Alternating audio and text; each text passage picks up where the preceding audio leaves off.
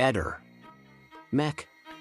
Pallister. A me succedeva di dimenticare i telefoni, però l'utilizzo che abbiamo sia io che mia moglie è molto relativo. E magari si andava giù in città e ci si accorgeva di aver dimenticato il telefono, si lasciava non si tornava a casa, si faceva le cose e poi si tornava a casa. Quando sono venuto dopo il giro che ho fatto su qua in altopiano Carsico, sono venuto qua verso l'1:30, sono entrato in casa e mi sono accorto che c'erano i telefonini, perciò diciamo non mi sono più di tanto preoccupato, non ho pensato niente di particolare, insomma.